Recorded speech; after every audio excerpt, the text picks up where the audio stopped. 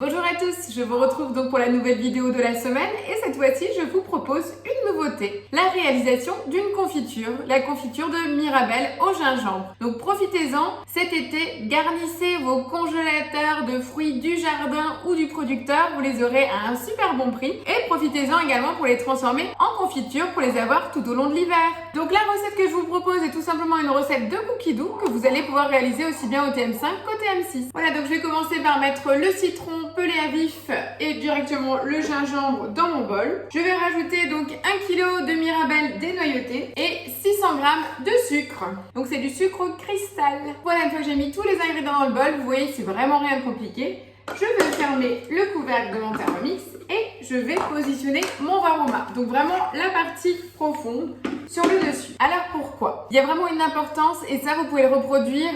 Donc cette astuce, quelle que soit la confiture de fruits que vous avez choisie. Je vous explique, quand vous allez cuire votre confiture, celle-ci va mousser et buller. Donc là, la mousse va remonter le long des parois du Varoma et retomber par le trou du couvercle dans votre Thermomix. Si vous ne mettez pas le Varoma, la mousse va relever et dégouliner le long de votre Thermomix sur la façade. Et là, autant vous dire, pour les personnes à qui l'expérience a déjà eu lieu, je peux vous assurer qu'elles ont passé plus de 2 heures de nettoyage pour récupérer en fait toute la partie collante de la confiture. Pensez à mettre vraiment le bas du Varoma en place. Et là, on part tout simplement pour 35 minutes de cuisson en température Varoma à la vitesse 1. Pendant ce temps-là, qu'est-ce que vous pouvez faire? Alors moi, je vous conseille fortement de préparer tous les petits pots dans lesquels vous allez pouvoir donc conserver votre confiture. Donc l'astuce, vous les lavez, vous les savonnez, vous les lavez, vous les rincez et surtout vous en profitez pour les ébouillanter. Vous pouvez faire chauffer une casserole d'eau et les faire tremper dedans. Pourquoi? Il faut que votre pot soit totalement propre et stérile. Ainsi, donc une fois que vos pots seront propres, vous les retournez sur un chiffon à l'envers le temps que ça s'égoutte. Et dès que la confiture est terminée, vous allez verser la confiture bouillante dans votre pot, mettre le couvercle sur le pot et retourner vos pots et les laisser prendre comme ça toute la nuit. Et en fait, vous allez avoir un vide d'air naturel qui se fait et vous allez ainsi pouvoir conserver votre confiture tout l'hiver. Voilà, donc pensez-y, le temps là, des 35 minutes de cuisson, pensez à ébouillanter vos pots. Allez, je vous retrouve en fin de cuisson. À tout de suite. Voilà, donc les 35 minutes de cuisson viennent de se finir.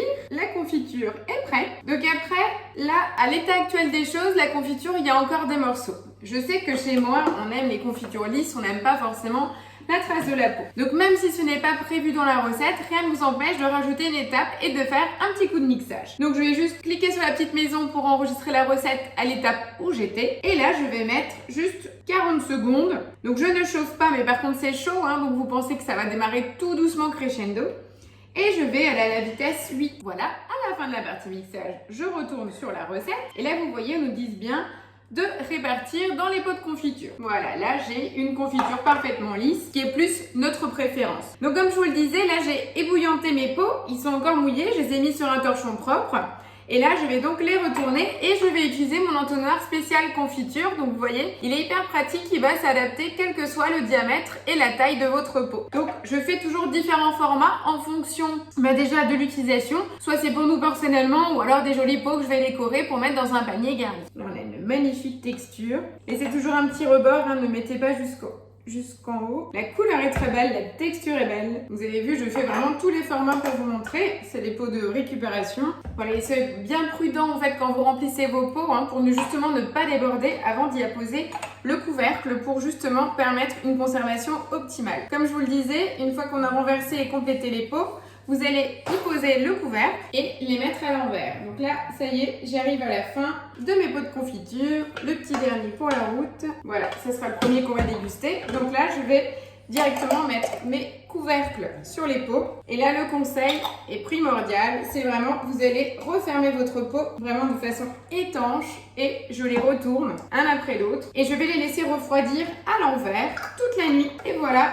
Donc vous avez vu, avec 1 kg de fruits, on arrive à peu près à faire 8 pots de confiture en fonction du format, bien entendu. Donc voilà, n'hésitez pas. Cette base de recette est adaptable quel que soit le fruit que vous utilisez. Pensez bien à les dénoyauter et épépiner les autres fruits. Voilà. Mais j'espère vous avoir donné envie. Ça vous permettra également de remplir donc votre cellier et de passer un bel hiver avec les fruits du jardin. Faites-vous plaisir. N'oubliez pas de liker la vidéo, de partager et je vous dis à la semaine prochaine.